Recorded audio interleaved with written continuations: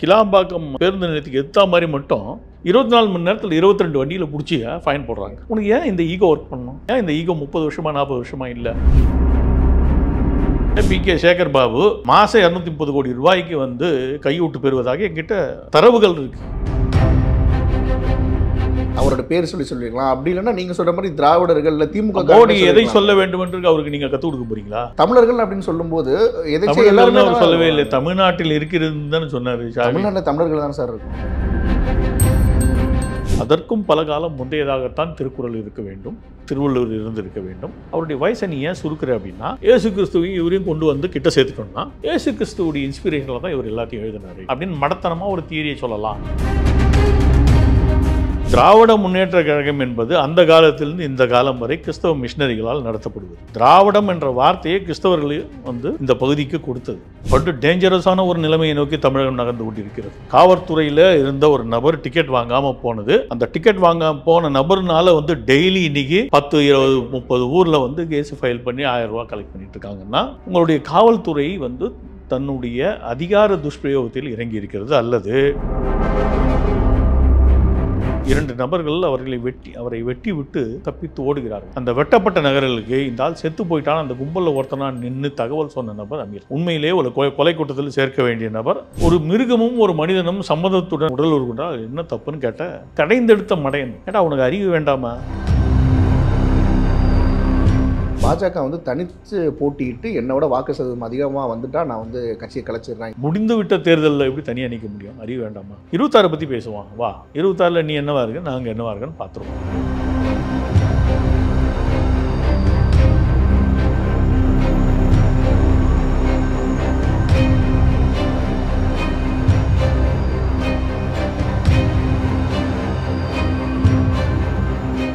பேசு தமிழா பேச நேயர்களுக்கு வணக்கம். இன்று நம்ம நிகழ்ச்சியில் பாஜக மூத்த தலைவர் திரு கல்யாணராமன் அவர்கள் நினைச்சிருக்காங்க. அவங்க கூட தான் பேச போகிறோம். வணக்கம் சார். வணக்கம்.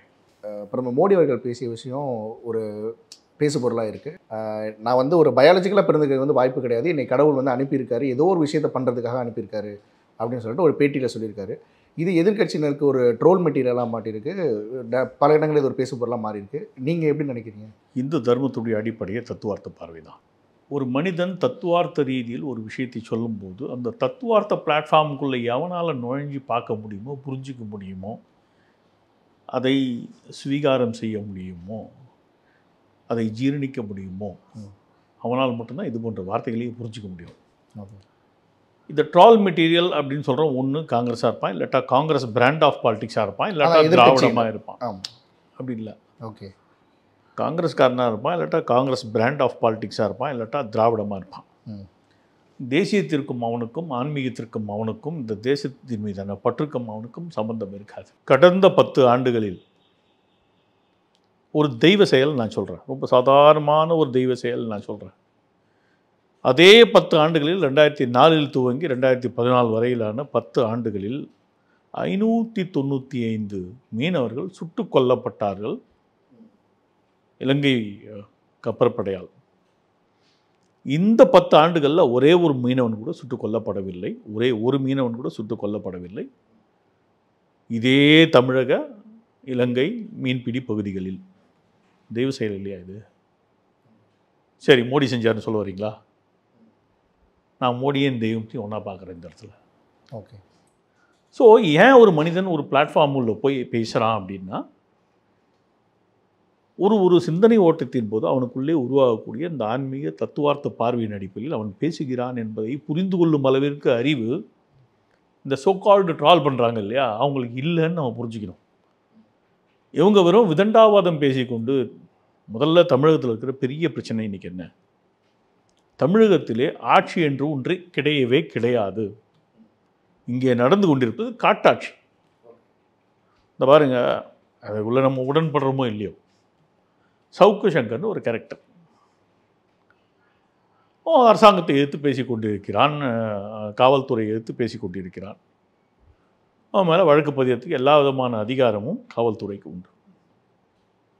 ஆனால் அவனுடைய வழக்கறிஞர் போய் கோர்ட் உத்தரவின்படி சந்திக்க செல்லும் போது அதை தடை செய்வது யாருக்கு? எந்த ஊர்லேயாவது கஞ்சா வச்சிருந்த காரணத்துக்காக அவர்களுக்கு காவல்துறையில் எடுத்து விசாரிக்க வேண்டும். இதுவரை கஞ்சா எனக்கு தெரிஞ்ச ஒரு 20 ஆண்டுகளில் எந்த கஞ்சா வியாபாரியும் ஜுடிஷியல் கஸ்டடிக்கு போன பிறகு காவல்துறையில் எடுத்து விசாரித்ததாக சரித்திரமே இல்லை. முதல் முறையாக கஞ்சாவை பற்றி நாங்கள் விசாரிக்க போகிறோம், எங்களுக்கு காவல்துறைக்கு ஒரு 7 நாள் கஸ்டடி கொடுங்க. என்ன பண்ண முயற்சி பண்ணுற? இது காவல்துறை ஆட்சியா, ஸ்டாலினுடைய ஆட்சியா, காட்டாட்சியா? ஸோ மிக சாதாரணமான ஒரு அம்சம் இது. இன்னொரு அம்சத்தை பாருங்கள். அப்படியே இது வந்து அவர்களுடைய ஈகோவின் வெளிப்பாடு. யாருடைய ஈகோவின் வெளிப்பாடு? காவல்துறை ஈகோவுடைய வெளிப்பாடாக நான் பார்க்குறேன். அப்படியே காவல்துறைக்கு இன்னொரு ஈகோ எப்படி ஒர்க் பண்ணிகிட்டு இருக்கு இப்போ பார்ப்போம். போக்குவரத்து துறையில் இருக்கிற யாரோ ஒருத்தன், அந்த முட்டாள் யாரோ ஒரு போலீஸ்காரருக்கு வந்து நீ சீட்டு வாங்கிட்டு தான் பயணம் பண்ணணும்னு சொல்லிட்டான். பொதுவாக இவங்க 2 பேருக்குள்ள ஒரு அண்டர்ஸ்டாண்டிங் இருக்கும்.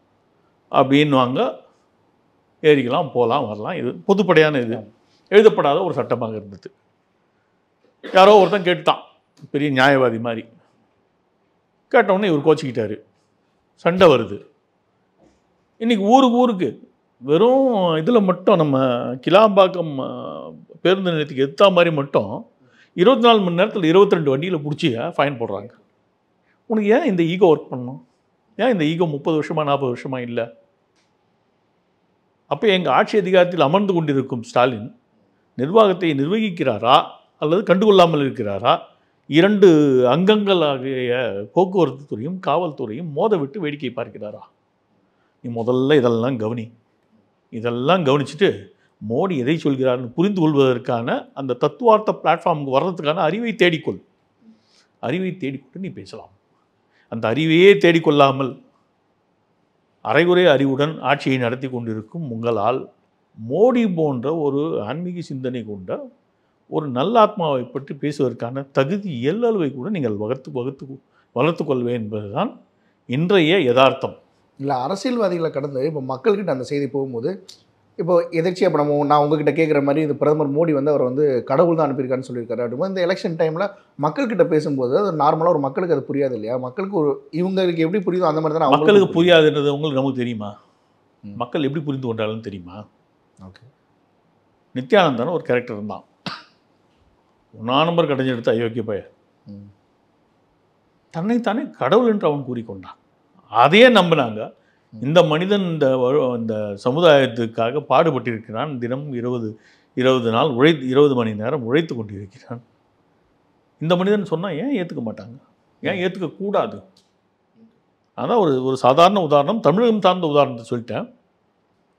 ஒரு மீனவர்களுக்கான ஒரு இதில் 500 சொச்சம் மீனவர்கள் கொல்லப்படுகிறார்கள். ஒரு மீனவர் கூட அதே 10 ஆண்டு காலத்தில் கொல்லப்படவில்லை. இதை விட என்ன ஒரு பெரிய தெய்வீக செயலை நீங்கள் பார்க்க முடியும்? ஸோ கண்கூடாக தெரியக்கூடிய விஷயங்களை மக்கள் புரிந்து கொள்வார்கள். மக்களுக்கு எந்த மொழியில் பேச வேண்டும் என்பதை மோடி அறிந்திருக்கிறார், மடையர்கள் அறிந்திருக்க மாட்டார்கள். இந்த மடையர்கள் தான் ட்ரால் பண்ணிட்டு இருக்கான். Okay sir. அதே பிரதமர் மோடி அவர்கள் வந்து தமிழ்நாட்டில் தேர்தல் முடிஞ்சதும் அவர் வந்து இரட்டை வேடம் போட ஆரம்பிச்சிடாரு. தமிழர்களுக்கு எதிராக பேசுகிறாரு, தமிழர்களை திருடன்னு சொல்லிட்டு ஸ்டேஜில் பேசுகிறாருன்னு சொல்லிட்டு முதல்வர் அவர்கள் ட்வீட் போட்டிருந்தார். இந்த திருடனுக்கு தேல் கொட்டின கதைன்னு சொல்லுவாங்க. அந்த மாதிரி யாரோ ஒருத்தரை பற்றி மோடி பேசினான். அதுங்க கூட பேர் சொல்லலை. இந்த சாவி தமிழ்நாட்டிலே இருக்கும்ன்றார், அவ்வளோதான். அவர் பேர் சொல்லியிருந்தா கூட இந்த சர்ச்சை வந்திருக்காதுன்னு நினைக்கிறேன். இல்லை, இந்த சாவி தமிழ்நாட்டிலே இருக்கும். ஏன்னா தமிழ்நாட்டில் தான் கோயிலை கொள்ளையடிக்கிற திருட்டு பசங்களாக திராவிடர்கள் இருக்கிறார்கள். திராவிட மாடல் அரசாங்கம் என்பது கோயில்களை கொள்ளையடிக்கும் அரசு. என்கிட்ட ஒரு ஸ்டாட்டிஸ்டிக்ஸ் இருக்குங்க. PK சேகர் பாபு மாதம் 230 கோடி ரூபாய்க்கு வந்து கையூட்டு பெறுவதாக என்கிட்ட அதுக்கான சில தரவுகள் இருக்கு. ஆதாரங்கள்னு சொல்ல மாட்டேன், அதுக்கான சில லாஜிக்ஸ். இந்தந்த ரூபத்திலே கோயில்களை வைத்து சேகர் பாபு 230 கோடி ரூபாய் மாதத்திற்கு லஞ்சமாகவோ கொள்ளையாகவோ அடிப்பதாக எனக்கு தகவல் இருக்குது. அதுக்கான ரெக்கார்ட்ஸை இந்த மாதிரி ரூபத்தில் வருதுங்க சேகர் பாபுக்குன்னு இருக்குது. கோயிலை வைத்து கொள்ளையடிக்கும் கும்பலுடைய தலைவன் தானே ஸ்டாலின். ஸோ ஸ்டாலின் அதை சொல்லாமல் வேறு என்ன சொல்ல வாய்ப்பு இருக்குது? ஸ்டாலினுக்கு வந்து அது வலிக்காமல் வேறு எங்கே இருக்க வாய்ப்பு இருக்குது? இங்கே கோயிலை கொள்ளையடித்தாலும் பூரி ஜெகநாதர் கோயிலை கொள்ளையடித்தாலும் அதற்கான ஆரம்ப புள்ளி கோயிலை கொள்ளையடிக்கும் புத்தி 2 பேராண்டு தான் இருந்துச்சு. நம்ம புரிஞ்சுக்கணும். ஒன்று முகலாயன்கிட்ட, அதுக்கடுத்து திராவிடங்கள்கிட்ட.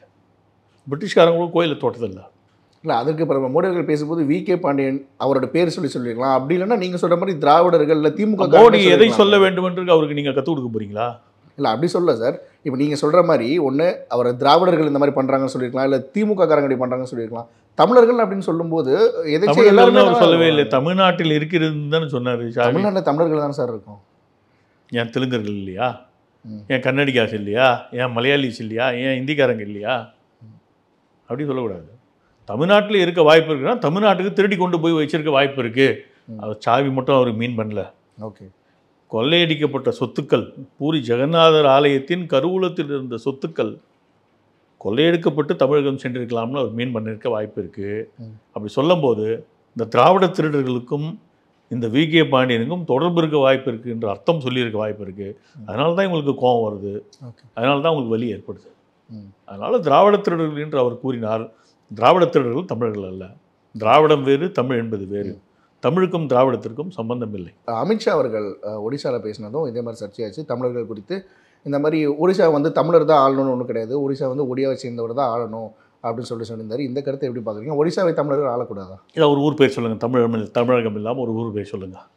தமிழ்நாடு இல்லாமல் வாரணாசி தான். வாரணாசியில் போய் எந்த பாஷையில் பேசுவீங்க? ஓகே, ஹிந்தியில் பேசலாம். உங்களுக்கு என்ன பாஷையெல்லாம் தெரியும்? தமிழ், இங்கிலீஷ் தான். உங்களுக்கு ஹிந்தி தெரியாது. சரி, நீங்கள் தமிழ் இங்கிலீஷை வச்சுட்டு வாரணாசியில் மேனேஜ் பண்ணிட்டு வந்துடுவீங்களா? கஷ்டம். ஓரளவுக்குலாம் இல்லை, ரொம்ப கஷ்டம். ஹிந்தி உங்களுக்கு தெரிஞ்சிருந்தால், ஹிந்தி தெரிந்திருந்தால் நீங்கள் கம்ஃபர்டபுளாக போயிட்டு வரலாம். மேனேஜ் பண்ணுறது இல்லை, கம்ஃபர்டபுளாக இருக்கலாம். அந்த இடத்துக்கு போகும்போது அந்த கம்ஃபர்ட் எப்போ வரும்னா இந்த மொழி சார்ந்த விஷயங்கள் வரும். அப்போது அந்த மொழி சார்ந்த விஷயம் என்பது உங்களுடைய உணர்வுகளை அவருடைய உணர்வுகளுடன் பிரதிபலிக்க வசதியான ஒரு விஷயம்தான் மொழி என்பது, இல்லையா? மௌனம் கூட மொழி தான், வன்முறை கூட மொழி தான். உதச்சா சில பேருக்கு புரியும்னா அது மொழியாகிறது. மௌனித்திருந்தால் ஒரு ஆணுக்கும் பெண்ணுக்கும் இடையிலான காதல் போன்ற உறவுகளில் ஒரு பெண்மோ அல்லது ஆணோ மௌனியாக இருந்தால் அந்த மௌனமே மொழியாகிறது. மொழியின் சிறப்பு அது. மௌனம் கூட மொழி தான். அப்போது ஒரு மொழி என்பது எவ்வளவு முக்கியமானதுன்றதை அறுதிட்டு கூறியிருக்கிறார் அமித்ஷா. ஒரு மொழி பேசுவதனால்தான் அந்த மொழி பேசும் நபர்களுடைய வேதனை, வலி, ஆதங்கம், ஆசைகள், ஆசாபாசங்கள் அனைத்தையும் புரிந்து கொள்ள முடியும். உள்ள கிடக்கை, லட்சியங்கள், கொள்கைகள், எதிர்காலத்தை நோக்கிய பார்வை, வளர்ச்சிக்கான பார்வை, நீங்கள் எதை வேணாலும் சொல்லுங்கள். சாதாரண மனிதர்களுடைய அனைத்து உணர்வுகளையும் புரிந்து கொள்ள வேண்டுமா? அந்த மொழி உங்களுக்கு தேவைப்படுகிறது. ஓகே, அதை தான் அவர் மீன் பண்ணுறாரு. What is wrong in it? தமிழகத்தை தமிழன் தான் ஆள வேண்டும்ன்ற ஒரு வாதத்தை நான் ஏற்றுக்கிறேன். இங்கே இருக்கிற கருணாநிதி தெலுங்கராக இருந்தால் கூட, ஸ்டாலின் தெலுங்கராக இருந்தால் கூட அவர் தமிழர் தான் நான் ஏற்றுக்கிறேன். என்ன ப்ராப்ளம்? வைகோபாலசாமி தமிழர் தான் நான் ஏற்றுக்கிறேன். இங்கே சீமான் அவர்கள்லாம் தெலுங்கர்கள் அடிப்படையில். சீமான் மலையாளி, நான் ஏற்றுக்கிறேன். எனக்கு ஒன்றும் பிரச்சனை இல்லை. ஏன்னா அந்த அழகு தமிழ் அவர்கள் பிறந்ததிலிருந்து வளர்ந்து சாகும் வரை எந்த மொழியை சுவாசிக்கிறார்களோ அதுதான் அவனுடைய மொழி. இல்லை, சீமான் அவர்கள் இங்கே தமிழ்நாட்டை தமிழர் தான் ஆளணும்னு சொல்லும்போது பாஜகவினரே பல பேர் சமூக வலைதளங்களில் அவர் மேலே வைக்கக்கூடிய குற்றச்சாட்டு என்னன்னா பிரிவினைவாதம் பேசுகிறாரு. அவங்க சொல்கிற மீனிங் வேறு. ஓகே, சீமான் போன்றவர்கள் பிரிவினை தூண்டுவதற்காக சொல்லியிருக்கார்கள். நாங்கள் தத்துவார்த்த பார்வையுடன் சொல்கிறோம், ஒரு சமூக உளவியல் பார்வையுடன் சொல்கிறோம். இந்த ரெண்டுத்துக்கு இருக்கிற வித்தியாசம் இதுதான். சொல்லக்கூடிய விஷயம் ஒன்று. கடவுள் இல்லைன்னு நான் கூட பேசலாம். நீயும் கடவுள் தான், ஏன் நானும் கடவுள் தான், ஏன் அகம் பிரம்மாஸ்மி, அதனால் கடவுள் வெளியே தேட வேண்டாம், நாமே கடவுள்னு நான் சொன்னேன்னா கடவுள் இல்லைன்னு தான் அர்த்தம். நான் என்ன மீனிங்கில் சொல்கிறேன்றதான் முக்கியம். எந்த ஒரு விஷயத்தையுமே எந்த கான்டெக்ஸ்டில் சொல்கிறோம், எந்த மோட்டிவில் சொல்கிறோம், அதுக்கு பின்னாடி இருக்கக்கூடிய இன்டென்ஷன் என்ன, நீங்கள் என்ன ஒரு உள்ளர்த்தத்துடன் அதை கூறுகிறீர்கள், இதெல்லாம் முக்கியம். சொல்லப்படும் விஷயம் ஒன்று தான். டே மச்சான் அப்படின்னு ஒருத்தனை கூப்பிட்றோம், மச்சான் ஆகிடுவானா உடனே? அது ஒரு நெருக்கத்தின் அடையாளமாக தானே பார்க்குறீங்க நீங்களாம் அந்த சின்ன பசங்க தானே. நீ டே மச்சான் எத்தனை பேர் உங்கள் நட்பு வட்டத்தில் கூப்பிடுவீங்க? நான்லாம் யாரையும் மச்சான்னு கூப்பிட்டதில்லை. நாங்கள் வளர்ந்து வந்த விதம் அந்த மாதிரி இல்லை. இன்றைக்கி இருக்கிற காலகட்டத்தின் அடிப்படையில் நான் பேசுகிறேன். டே மச்சானோன்னா மச்சான் ஆகிடுவானா? நீங்கள் எதை சொல்ல முயற்சிக்கிறீர்கள்? He is close to me, அவன் எனக்கு நெருக்கமானவன்றதை. டே மாமா, டே மச்சான், அவன் மாமானும் கிடையாது, மச்சானும் கிடையாது, வெறும் நண்பன். ஆனால் அந்த உறவு முறையை சொல்லும்போது அந்த நெருக்கம் அடையாளம் காட்டப்படுகிறது இல்லையா? அந்த மாதிரி தான் இந்த விஷயங்கள்லாம், மொழி சார்ந்த விஷயங்களும் சரி, எந்த விஷயம் சொல்லப்படுகிறது என்பதும் சரி. இது புரியணுன்னா அறிவு வளர்த்துக்கணும். திரும்ப நான் சொல்கிறேன், இந்த திராவிடங்களுக்கு அறிவு என்பது வளரவே இல்லை. ஆட்டு அறிவோட குறைஞ்ச அறிவு தான் இவங்களுக்கு இருக்குது. அதான் பிரச்சனை. ஆளுநர் ஆர்.என். ரவி அவர்கள் வந்து திருவள்ளுவர் திருநாள்னு சொல்லி ஒன்று நடத்திருக்காரு. அதில் காவி உடை வந்து அவருக்கு திருவள்ளுவருக்கு போட்டிருக்காங்கன்னு ஒரு சர்ச்சை. இந்த 2 விஷயமா கேட்க விரும்புகிறேன். ஃபஸ்ட்டு தை மாதம் வந்து ஆல்ரெடி நம்ம திருவள்ளுவர் நாள் கொண்டாடுறோம். அதையும் தாண்டி வைகாசி மாதம் ஏன் கொண்டாடணும்னு சொல்லிட்டு ஒரு தரப்பினர் கேட்குறாங்க. அதுக்கு உங்களுடைய பதில்? ஏன் தை மாதம் கொண்டாடினாங்க முதல்ல அதுக்கு பதில் சொல்லுங்கள். எவன் கொண்டாடுறதுக்கு அனுமதிச்சான்? எவன் அந்த முட்டாள்தனமாக ஃபிக்ஸ் பண்ணான் இந்த டேட்டை தை மாதம்? நம்ம வருஷம் தை தானே சார் கொண்டாடிட்டு இருக்கோம். அதுக்கு எவன் ஃபிக்ஸ் பண்ணா அது சொல்லுங்கள். 1921 பச்சையப்பன் கல்லூரியில் ஒரு மாநாடு நடக்குது. திருவள்ளுவர் திருக்குறளுக்கான ஒரு மாநாடுன்னு வச்சுக்கோங்க. அங்கே 2 கிறிஸ்தவ மதம் மாறிய நபர்கள், கிறிஸ்தவத்திற்கு மாறிய நபர்கள் பாதிரிகளால் மாற்றப்பட்டு 2 நபர்கள் அங்கே திருவள்ளுவர் கிமு 31ஆம் நூற்றாண்டை சேர்ந்தவர் அப்படின்னு திருவள்ளுவருடைய வயசை அவங்க ஃபிக்ஸ் பண்ணுறாங்க. அந்த 2 நல்லவர்கள் யாருன்னா மறைமலை அடிகளும் தேவநேய பாவனரும். அதுக்கடுத்து சரியாக 50, இது 50 ஆண்டு சதின்னு நான் சொல்கிறேன். இந்த காலகட்டத்தை நீங்கள் புரிஞ்சுங்கன்னா 1921. ஓகே, பிரிட்டிஷ்காரர்களின் முழு கண்ட்ரோலில் நம்மளுடைய பகுதிகள்லாம் மெட்ராஸ் பிரசிடென்சி போன்ற பகுதியில் இருந்த காலகட்டம். இந்த காலகட்டத்தில் இப்படி ஒரு கூட்டம் நடக்கிறது. கிறிஸ்து பிறந்த அதே காலகட்டத்தில் இவரும் பிறந்தார்ன்றது கொண்டு வந்து 2 பேரையும் ஒன்றா இணைக்கிறாங்க, ஒரே காலகட்டமாக இணைக்கிறாங்க. நான் இது லாஜிக்கலாக வேறு இடத்துக்கு போகிறேன் பாருங்கள். அது கடுகை துளைத்தேழ் கடலை புகட்டி குறுகத் தரித்த குரல் அல்லது அணுவை துளைத்தேழ் கடலை புகட்டி குறுகத் தரித்த குரல், ரெண்டுத்தில் ஏதோ ஒன்று பரணர் சொல்கிறாரு. திருக்குறளை பாராட்டும் விதமாக. இந்த பரணம் கிமு 3ஆம் நூற்றாண்டை சேர்ந்தவர். அவர் கிமு 3ஆம் நூற்றாண்டுனா 2300 ஆண்டுகளுக்கு முன்னர் அவர் சொல்லியிருக்காருன்னு அர்த்தம். அப்போ அதற்கு முந்தையதாகத்தான் திருக்குறள் இருந்திருக்க வேண்டும்னு லாஜிக்கல் கன்க்ளூஷன். உங்களுக்கு வயசு என்ன? 26. நீங்கள் 72 தானே பிறந்தீங்கன்னு நான் கேட்டேன்னா எவ்வளோ மடத்தனமாக இருக்கும், புரியுதா? அந்த மாதிரி மடத்தனம் திருவள்ளுவருக்கு கிமு 31 ஃபிக்ஸ் பண்ணுறவன் யார்? 2 பாதிரியார்களால் மதம் மாற்றம் செய்யப்பட்ட நபர்கள். ஏன் ஒரு இந்து கூட இது பற்றி ஆராயணுன்ற அறிவு இல்லையா? இந்த கேள்வி வருதா? ஏன் ஃபிக்ஸ் பண்ணான்ற கேள்விக்கு நான் வரேன். 1971 திருவள்ளுவர் கிமு 31 பிறந்தார் அப்படின்னு கெசட்டில் போடுறாங்க. ஓகே, 2171. அப்புறம் 2021 ஐநாவரத்தை சேர்ந்த ஒரு பாதிரி இருக்கான். அவன் வந்து திருவள்ளுவர் கிறிஸ்தவரே அப்படின்னு ஒரு தீசிஸை மெட்ராஸ் யூனிவர்சிட்டியில் சப்மிட் பண்ணுறான். ஓகே, 2171 மறுபடியும் 21 50 ஆண்டுகளுக்கு ஒரு சதி நடந்துகிட்டு இருக்கிறதா நான் இதை பார்க்குறேன். ஓகே, இது கிறிஸ்தவ மிஷனரி சதியாக நான் பார்க்குறேன். இது இல்லைன்னு மறுக்கட்டும். கிமு 3ஆம் நூற்றாண்டை சேர்ந்த பரணர் அணுவை துளைத்தேழ் கடலை புகட்டி குறுகத் தரித்த குரல் என்று பாடியிருந்தால், அதை பாராட்டியிருந்தால், அதற்கும் பல காலம் முந்தையதாகத்தான் திருக்குறள் இருக்க வேண்டும், திருவள்ளுவர் இருந்திருக்க வேண்டும். அவருடைய வயசை நீ ஏன் சுருக்கிற அப்படின்னா, ஏசு கிறிஸ்துவையும் இவரையும் கொண்டு வந்து கிட்ட சேர்த்துட்டோம்னா ஏசு கிறிஸ்துவோடைய இன்ஸ்பிரேஷனில் தான் இவர் எல்லாத்தையும் எழுதினார் அப்படின்னு மடத்தனமாக ஒரு தியரியை சொல்லலாம், இல்லை அயோக்கியத்தனமாக ஒரு தியரியை சொல்லலாம்னு பார்க்குறாங்க. மலர்மிசை ஏகினான் மானடி சேர்ந்தார் நிலமிசை நீடு வாழ்வார் இந்திரனே சாலும் கரி ஸ்ரீதேவி மூதேவி ஊழ்வினை பெருமைக்கும் ஏனை சிறுமைக்கும் தம் தம் கருமமே கட்டளை கல். சமஸ்கிருத வார்த்தை, தமிழ் வார்த்தை கிடையாது. திருக்குறளிலே சமஸ்கிருதம் கலந்து இருக்கிறது என்பதை புரிந்து கொள்ள வேண்டும்ன்றதுக்காக நான் இதை சொல்கிறேன். என்ன, பெருமைக்கும் ஏனை சிறுமைக்கும் தம் தம் கருமமே கட்டளை, தம் தம் ஊழே கட்டளை கல்னு சொல்லியிருக்க முடியும். ஆனால் அந்த ஏற்ற இறக்கம் எதுகை மோனை அது வராதுன்றதுனால வள்ளுவன் அதை உள்ளே சேர்த்துக்கிறான். ஓகே, அப்போது இது 2 மொழிகளும் ஒன்றாக இருந்தன. இவர் பல நூற்றாண்டுக்கு முந்தையவர். இதெல்லாம் மறைச்சி ஒழிக்கணும். அதற்கான சதி தான் இந்த வள்ளுவரை வந்து கிறிஸ்தவமயமாக்கும் முயற்சி. அந்த கிறிஸ்தவமயமாக்கும் முயற்சியின் ஒரு வடிவம் தான் அவருக்கு வெள்ளை ட்ரெஸ்ஸை போட்டு நெற்றில் இருக்கிற திருநூறு எடுத்துடுறது. இதுக்கெல்லாம் உடன்பட மாட்டார்கள். எப்படி உடன்பட முடியும்? அதை சரி செய்யும் முயற்சியிலே ஆளுநர் ஈடுபட்டால் அவர் சரியான செயலை செய்து கொண்டிருக்கிறார். அவர் சரி செய்யும் முயற்சி கூட கிடையாது. இவனுக்கு அயோக்கியத்தனமாக இதை ஒன்று பண்ணிக்கிட்டு இருந்தாங்க, அவர் யோக்கியத்தனமாக இன்னொரு விஷயத்தை பண்ணிட்டு இருக்காரு. அப்போ வைகாசி மாதம் இதை கொண்டாடுறதுக்கான காரணம் ஏதாவது இருக்கு? வைகாசி அனுஷம் அவர் பிறந்த நட்சத்திரமாக அறியப்படுகிறது. இப்போ கல்யாணராமன்னா கேட்டை நட்சத்திரம் புரட்டாசி மாதம், செப்டம்பர் மாதம் என்னுடைய நட்சத்திரம் வரும். செப்டம்பர் இல்லை அக்டோபரில் வரும். What is wrong in it? புரட்டாசி மாதம் கிட்டத்தட்ட 15-16 தேதிக்கு பிறக்கும் செப்டம்பரில். அக்டோபர் எண்டு வரை இருக்கும். அதுக்குள்ளே எந்த ஒரு கேட்டை நட்சத்திரம் இருக்குதோ அன்றைக்கி தான் எனக்கு பிறந்த நாள். செப்டம்பர் 20 கிடையாது. செப்டம்பர் 20 ஆங்கில பிறந்த நாள். ஆங்கிலேய தேதியை நம்ம கன்வீனியன்ஸுக்காக உபயோகப்படுத்திகிட்டு இருக்கோம், அவ்வளோதான். ஆனால் புரட்டாசி கேட்டை நட்சத்திரம் என்று வருகிறதோ அன்று கல்யாணராமன் பிறந்த நாள் போல வைகாசி அனுஷம் என்பது வள்ளுவருடைய பிறந்த நாள் என்று இப்போதல்ல, பல பல பல ஆண்டுகளாக அறியப்பட்டு வருகிறது. நம்மளுடைய ஸ்பெஷாலிட்டி என்னன்னு புரிஞ்சுக்கோங்க. ராம நவமி, நவமி தேதியில் அவர் பிறந்தார், அதனால் ராமநவமி. இப்போ அதுக்கு திருவள்ளுவருக்கு காவி உடை அணிஞ்சது வந்து ஒரு சர்ச்சையாக இப்போ போயிட்டுருக்கு தமிழகத்தில். ஏன் உடுத்தணும்? அதான் அஃபிஷியல் கவர்மெண்ட்டால் அப்ரூவ் பண்ணப்பட்ட அஃபிஷியல் படம் இருக்கும்போது அதை தாண்டி எதுக்கு இது உபயோகப்படுத்தணும்? யார் அப்ரூவ் பண்ணா? நீ ஏன் அப்ரூவ் பண்ணுற? அப்ரூவ் பண்ணுறதுக்கு உனக்கு யார் அதிகாரம் கொடுத்தா? நீ யார் முதல்ல?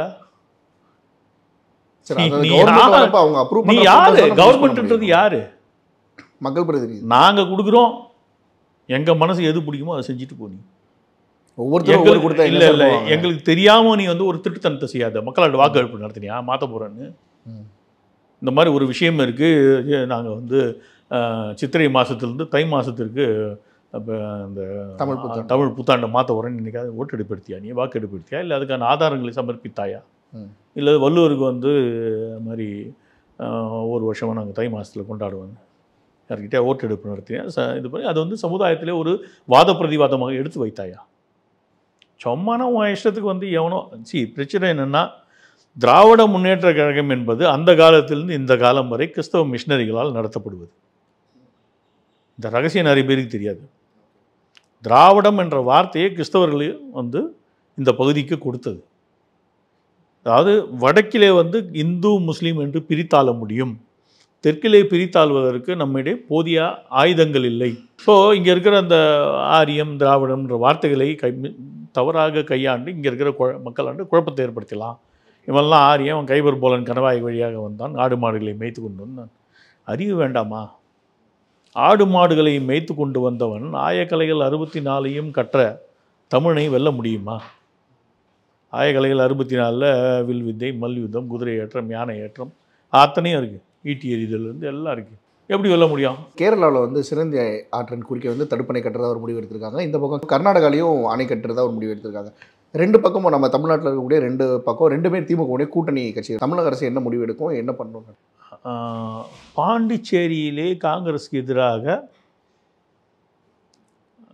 காங்கிரஸுக்கு ஆதரவாக கம்யூனிஸ்டுகள், கேரளத்திலே காங்கிரஸுக்கு எதிர்ப்பாக கம்யூனிஸ்டுகள், அப்படியே நார்த்துக்கு போனால் மறுபடியும் ஆதரவாக கம்யூனிஸ்டுகள். இவர்களெல்லாம் குழப்பவாதிகள். அடிப்படையில் சந்தர்ப்பவாத அரசியலை மட்டுமே கைக்கொண்டு அனைத்து விதமான செயல்களையும் செய்யக்கூடியவர்கள் தான் கம்யூனிஸ்டுகள்.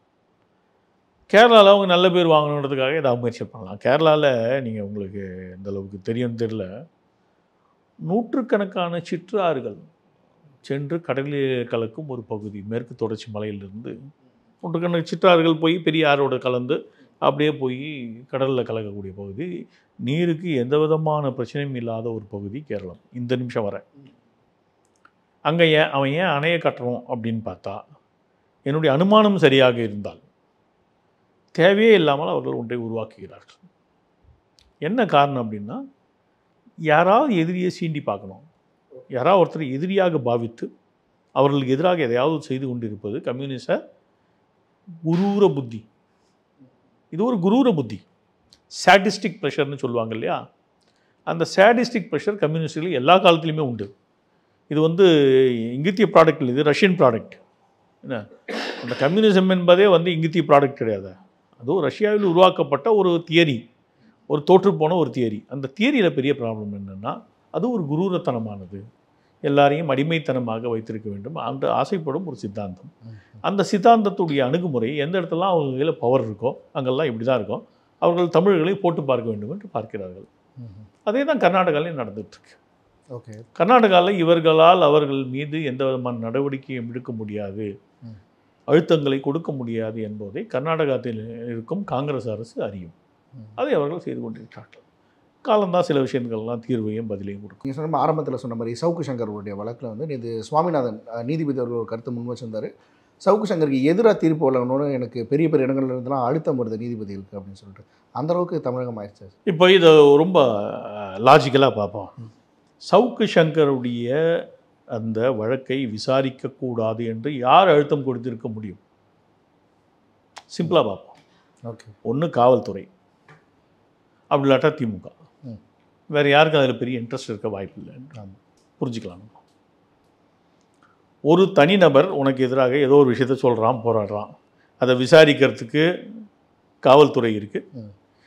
அந்த விசாரணை அடிப்படையில் என்னன்னா ஆதாரங்களின் அடிப்படையில் தீர்ப்பு கொடுக்கறதுக்கு கோர்ட் இருக்குது. இதுக்கு இந்த ரெண்டுக்கு மேலே ரெண்டு பேருக்குமே உரிமை கிடையாது. உன்னுடைய வேலை விசாரித்து தகவல்களை ஆதாரங்களை கோர்ட்டுக்கு அளிக்க வேண்டும்.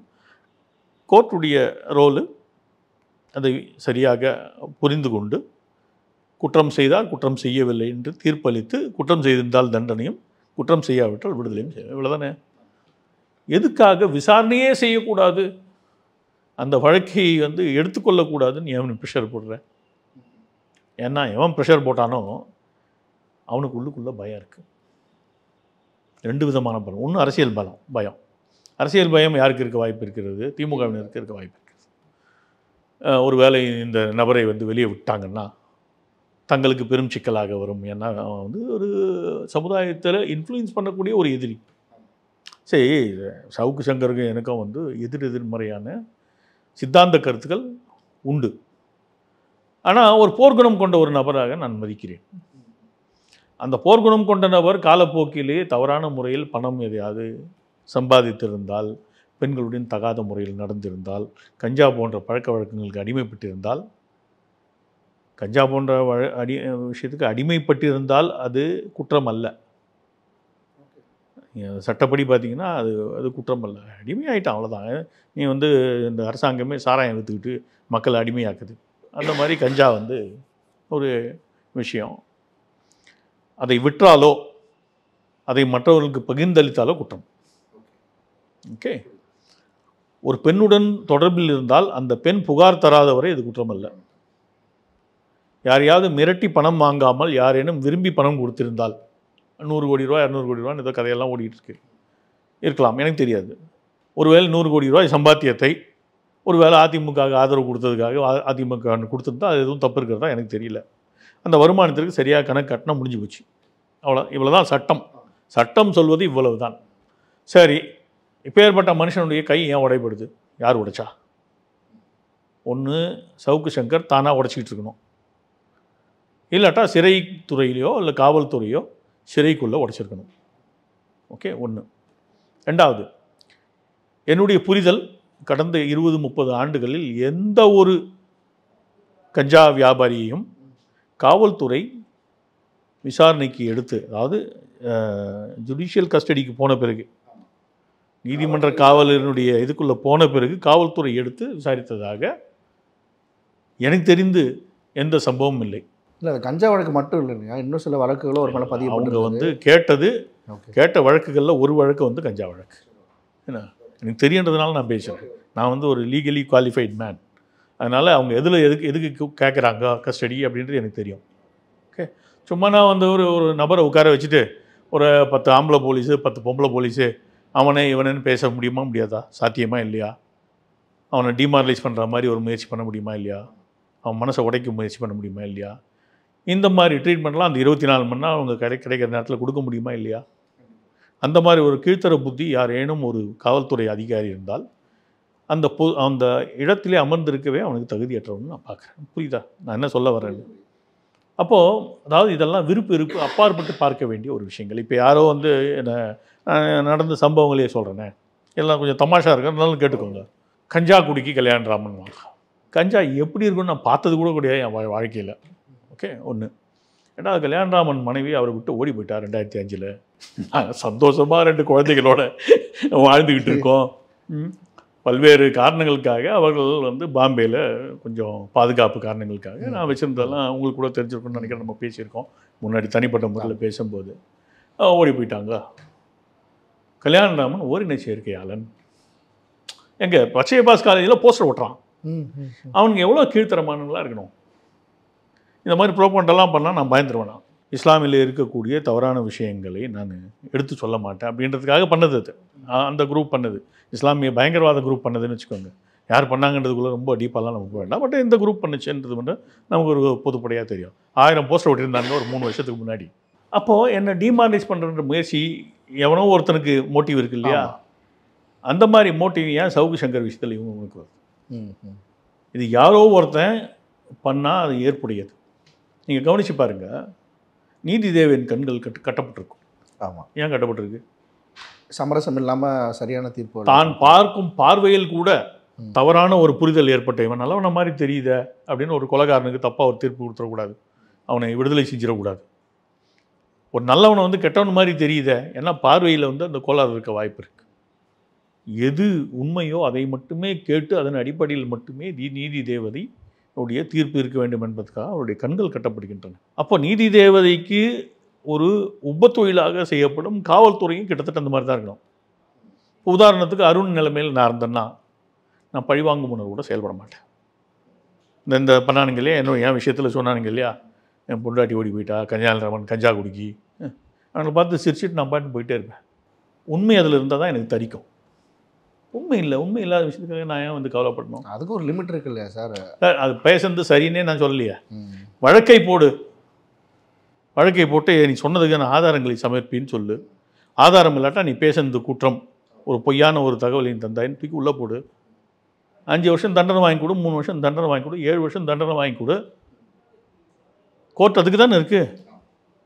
தனிப்பட்ட முறையில் கை வைக்கிறதுக்கு நீ யார்? யாராக இருந்தாலும் சரி, அது யார் நான் யாருன்றதெல்லாம் எனக்கு தெரியாது. Who ever it is. இந்த ஈகோ உனக்கு ஏன் வருது? இந்த காவல்துறையின் அகங்காரம் இருக்கிறது இல்லையா, இதுதான் இந்த சமூகத்திற்கு கேட அமைய போகிறது. பட்டு டேஞ்சரஸான ஒரு நிலைமையை நோக்கி தமிழகம் நகர்ந்து கொண்டிருக்கிறது. காவல்துறையில் இருந்த ஒரு நபர் டிக்கெட் வாங்காமல் போனது, அந்த டிக்கெட் வாங்காமல் போன நபர்னால வந்து டெய்லி இன்றைக்கி 10, 20, 30 ஊரில் வந்து கேஸ் ஃபைல் பண்ணி 1000 ரூபா கலெக்ட் பண்ணிகிட்ருக்காங்கன்னா, உங்களுடைய காவல்துறை வந்து தன்னுடைய அதிகார துஷ்பிரயோகத்தில் இறங்கி இருக்கிறது, அல்லது கடந்த 20-30 ஆண்டுகளாக நடந்த தவறுகளை கண்டுகொள்ளாமல் இருந்த தவறை நீங்கள் செய்து கொண்டிருந்தீர்கள்.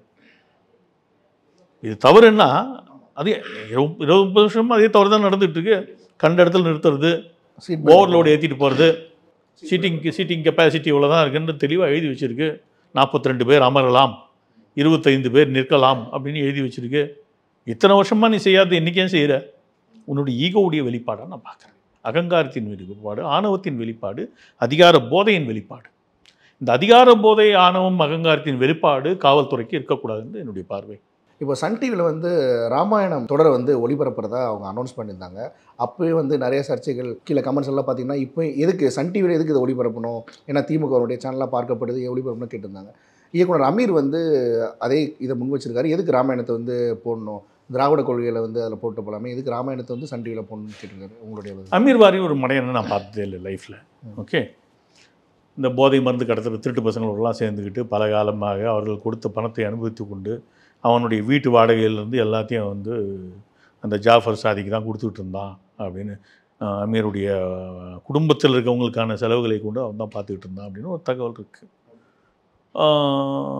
இது ஏன் அப்படின்னு பார்த்தா வந்து எந்த விதமான தராதரமும் இல்லாத ஒரு நபர் தான் அமீர். நான் ஏற்கனவே சொல்லியிருக்கேன், வேறு சில பேட்டிகளில் நான் திரும்ப சொல்கிறேன். பேராசிரியர் KR பரமசிவம் அவர்கள் 1996 கொல்லப்படுகிறார். அவர் கொல்லப்படும் போது 2 நபர்கள் அவரை வெட்டி விட்டு தப்பித்து ஓடுகிறார்கள். ஒரு ஆள் வெட்டப்பட்ட உடனே ஒரு கும்பல் கூடி வேடிக்கை பார்க்கும் இல்லையா, அந்த வெட்டப்பட்ட நகர்களுக்கு இந்த ஆள் செத்து போயிட்டான் அந்த கும்பலில் ஒருத்தனா நின்று தகவல் சொன்ன நபர் அமீர், அதாவது கொலையாளிகளின் கூட்டாளி. இதை ஒரு உளவுத்துறை அதிகாரி என்னிடம் சுமார் 15 ஆண்டுகளுக்கு முன்னர் பகிர்ந்து கொண்டார். அப்போ வந்து அந்த வேலையை செய்ததற்காக ஒரு பணத்தை கொடுக்குறாங்கன்னு நினைக்கிறேன்.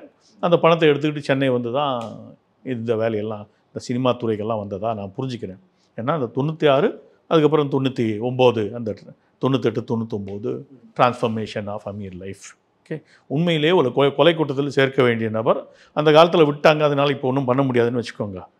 இந்த மாதிரி ஒரு கேவலமான நபர் நம்பர் 1. நம்பர் 2, ஜாஃபர் சாதிக் போன்ற ஒரு கேடு கெட்டவன், உலகத்தை வந்து போதை பழக்கத்தை பெரிதாக்கும் ஒரு நபருடைய கூட்டாளி.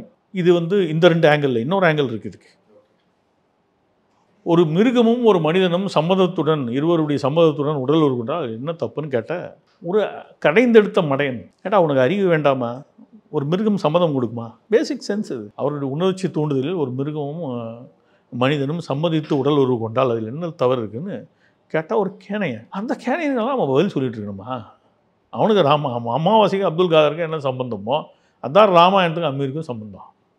ராமாயணம் என்றால் என்ன என்பதை பற்றி எல்லா அறிவு கூட இல்லாத அமீருடைய இதுக்கெல்லாம் நம்ம பதில் சொல்லிட்டு இருக்க வேண்டிய அவசியம். திரு அண்ணாமலை அவர்கள் இப்போ ரீசெண்டாக கொடுத்த பேட்டியில் வந்து ஜெயலலிதா அவர்களை வந்து ஒரு சிறந்த இந்துத்துவ தலைவராக தமிழ்நாட்டில் வந்து ஜெயலலிதா அவர்களை பார்க்குறேன் அப்படின்னு சொல்லியிருந்தாரு. இதுக்கு திரு ஜெயக்குமார் அவர்களும் பல அதிமுகவினரும் கண்டனம் தெரிவிச்சுட்டு இருக்காங்க. அவர் வந்து இந்துத்துவ ஒரு சித்தாந்தத்துக்குள்ளே அடக்க பார்க்குறாங்க. அவர் வந்து எல்லாத்துக்குமான தலைவராக வந்து ஜெயலலிதா அவர்கள் நாங்கள் பார்க்குறோம். இந்த மாதிரி அண்ணாமலை அவர்கள் பேசுவது ரொம்ப தவறான விஷயம்லாம் சொல்லியிருக்காங்க. எப்படி பார்க்குறீங்க? குஜராத் கலவரங்கள் நடந்தபோது அப்போது மோடி அவர்களை ஒட்டுமொத்த சமுதாயமே குற்றம் சாட்டும் போது மோடி அவர்களை ஆதரித்த நபரா இல்லையா? கண்டிப்பாக. மோடி அவர்களை ஆதரித்த நபர் இந்துத்துவவாதியாகத்தானே இருக்க முடியும். ஒரு நண்பராக ஆதரிச்சிருக்கலாம். ஆதரித்தார்களா இல்லையா? ஆதரித்தார். அந்த போராட்டம் என்பது இந்துத்துவத்திற்கும் இஸ்லாமிய பயங்கரவாதத்திற்கும் இடையிலான ஒரு போர். அந்த போரிலே மோடி அவர்களை ஆதரிப்பது என்பது இந்துத்துவத்தை ஆதரிப்பது தான் ஒன்று. ரெண்டாவது, ராம ஜென்மபூமி விஷயத்தில் ராமர் கோயிலை கட்ட வேண்டும் என்று சொன்னார்களா இல்லையா? இந்துத்துவவா இல்லையா? ரெண்டாவது. மூணாவது, மதமாற்ற தடை சட்டம் கொண்டு வந்தார்களா இல்லையா? கொண்டு வந்தார்கள். இப்படி பல சூழ்நிலைகளில் பல சந்தர்ப்பங்களில் இந்துத்துவவாதியாக தன்னை தைரியமாக அடையாளப்படுத்தி கொண்ட நபர் ஜெயலலிதா அவர்கள். அதனால் ஜெயலலிதா அவர்கள் இந்துத்துவவாதி என்பதிலே எல்லளவு கூட சந்தேகம் கிடையாது. இன்ஃபேக்ட் பிஜேபி தமிழகத்தில் வளராமல் இருந்ததற்கு முக்கியமான காரணமே ஜெயலலிதாவுடைய ப்ரெசன்ஸ் தான்.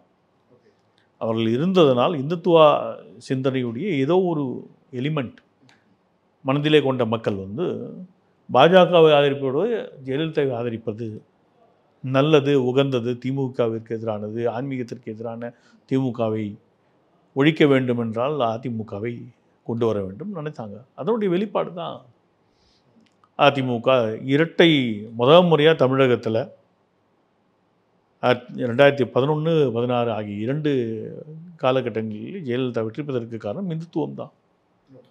ஸோ இதில் வந்து ஜெயக்குமார் போன்ற அந்த குறுநிலமனம் காசிமேடு ஆள் தானே. ஸோ என்ன தெரியும் ஜெயக்குமாருக்கு? சும்மா அந்த நிமிஷத்துக்கு ஏதாவது ரியாக்ட் பண்ணுறதுக்காக அது ஏதோ அமைச்சரெல்லாம் இருந்துட்டாங்க. செல்லூர் ராஜு கூட தான் அமைச்சராக இருந்தார். தெர்மோகோலை வச்சு தண்ணியை வந்து அடைக்க முடியும்னு, தண்ணியை காப்பாற்ற முடியும், அது பறந்தே போகாது அதனுடைய வெயிட்டில் அப்படின்னு நினச்சி செல்லூர் ராஜுவோடு சேர்ந்து அமைச்சராக இருந்தவர் தானே ஜெயக்குமார். அந்த ஒரே குரூப்பு. ஸோ அதனால் ஜெயக்குமார் இது பண்ணுறதெல்லாம் வந்து கண்டுக்காதீங்க. ரொம்பலாம் கண்டுக்கூடாது. ஜெயக்குமார் ஒன்றும் தெரியாது. அந்த நேரத்துக்கு வந்து ஏதாவது சொல்லிக் கொடுப்பாங்க, இன்றைக்கி கொஞ்சம் எதிர்த்து பேசிட்டு வாயா இன்றைக்கி அப்படின்னு யாராவது அனுப்பிவிடுவாங்க. அங்கே வந்து 2-3 பேர் இருக்காங்க. அந்த கேபி முன்சாமி, சிவி சண்முகம், ஜெயக்குமார், இவங்க எல்லாருக்கும் வேலை பாஜகலேருந்து ஏதாவது சொல்லிட்டாங்கன்னா உடனே வந்து எதிர்த்து பேசுங்க, பொதுச் செயலாளர் நாங்கள் பார்த்துக்குறோம் அப்படின்னு தூண்டி விடுவாங்க. பேசிகிட்டு இருப்பாங்க. நாளைக்கு வந்து ஒரு வேலை எடப்பாடி பழனிசாமி அவர்கள் பாஜகவுடைய இணைய வேண்டும்னு சொன்னால் அதுக்கு கட்டையை கொடுக்கணும்னு முயற்சி பண்ணுறது இந்த 2-3 பேராக தான் இருக்கும். இல்லை வேண்டாம், நம்ம அன்றைக்கி வந்து நாங்கள்லாம் மோசமாக பேசிட்டோம், ஒரு வேளை நீங்கள் போய் சேர்ந்துட்டிங்கன்னா எங்களெல்லாம் வந்து பிஜேபி ஓரங்கட்ட சொல்லுவோம், அந்த இன்ஸ்ட்ரக்ஷன் நீங்கள் அடி பண்ண வேண்டியிருக்கோம், இப்படிலாம் கூட நடக்கும். காலம் இதுக்கெல்லாம் பதில் சொல்ல போது ஜெயக்குமாருக்கு தெரியணும். தேர்தல் முடிய போகுது, ரிசல்ட்டும் இன்னும் கொஞ்சம் நாள் வரப்போகுது.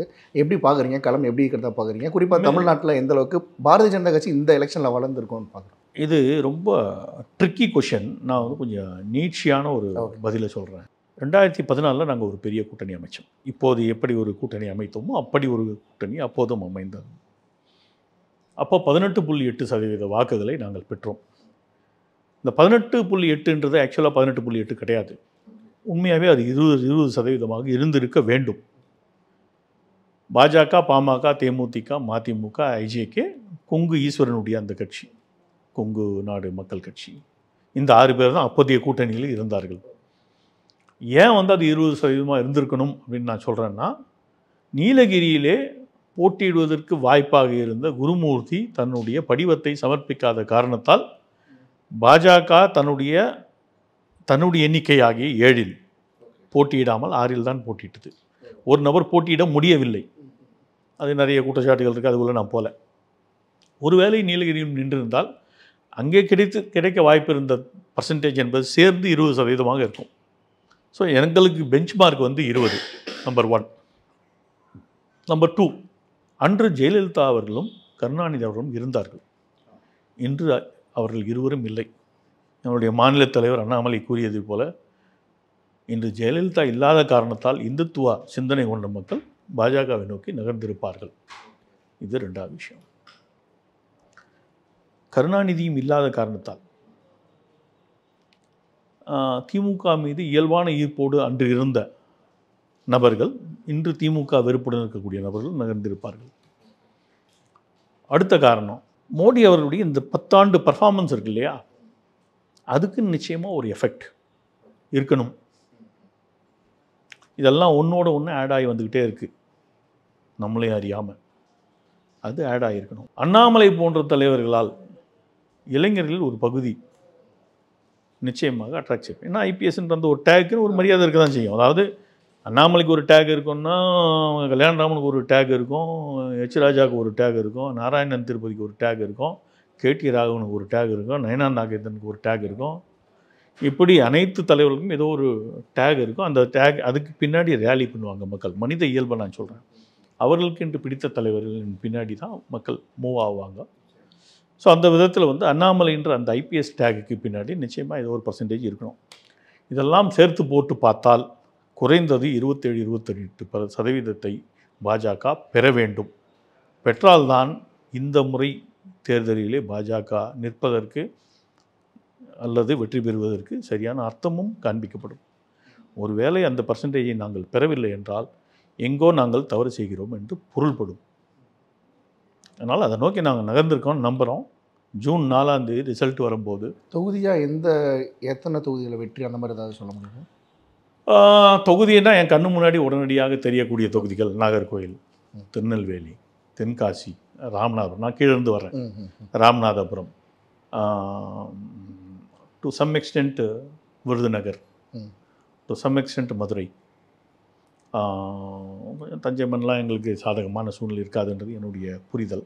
தேனி, அப்புறம் கோவை, பொள்ளாச்சி, நீலகிரி, பெரம்பலூர், வேலூர், மத்திய சென்னை, தென் சென்னை, இதெல்லாம் ரொம்ப ப்ராஸ்பெக்டிவான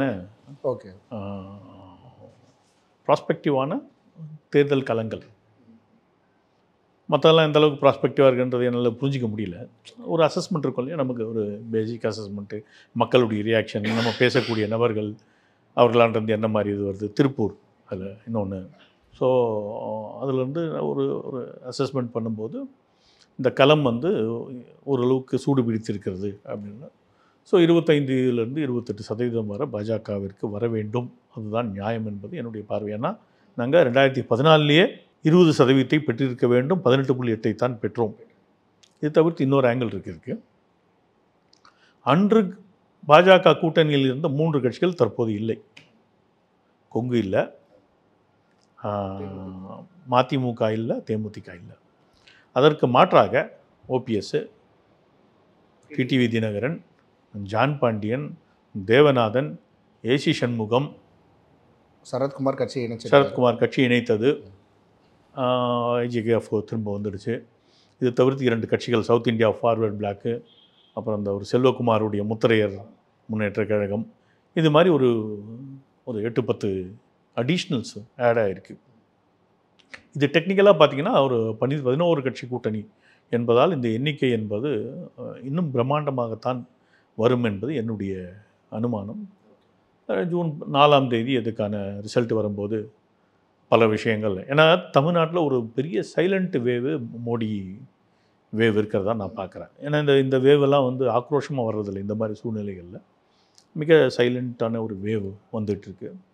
ஸோ அது வந்து ஜூன் 4ஆம் தேதி ரிசல்ட் வரும்போது வெளிப்படும் என்பது என்னுடைய புரிதல். கடைசி ஒரு கேள்வி சார். நேற்று சீமான் அவர்கள் ப்ரெஸ் மீட் நீங்கள் பார்த்துருப்பீங்கன்னு நினைக்கிறேன். அதில் பாஜக வந்து தனித்து போட்டியிட்டு என்னோட வாக்கு சதவீதம் அதிகமாக வந்துட்டால் நான் வந்து கட்சியை கலைச்சிடுறேன் இந்த தேர்தலில் அப்படின்னு சொல்லியிருக்காரு.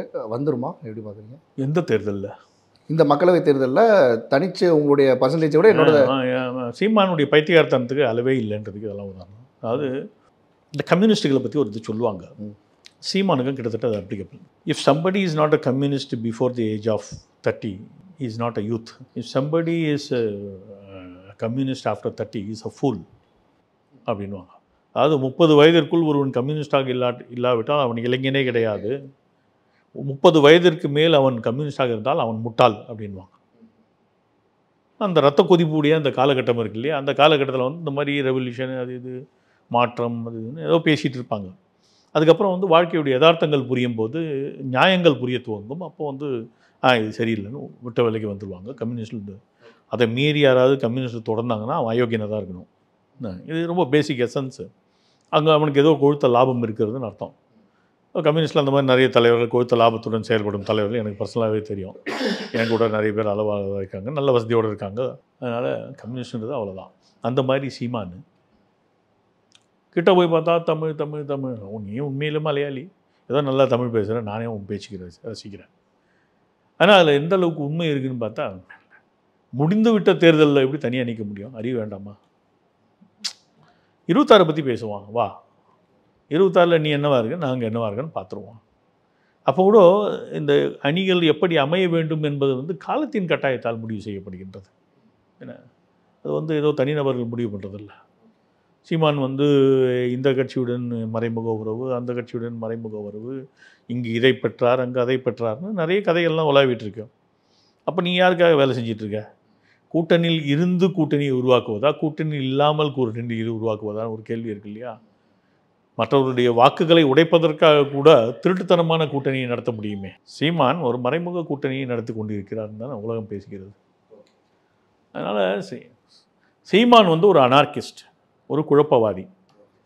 சமுதாயத்தில் அரவிந்த் கெஜ்ரிவால் மாதிரி சீமான், சரியாக சொல்கிறதுன்னா என்ன, அரவிந்த் கெஜ்ரிவாலுக்கு ஒரு பெரிய நம்பர் கிடைச்சிடுச்சு.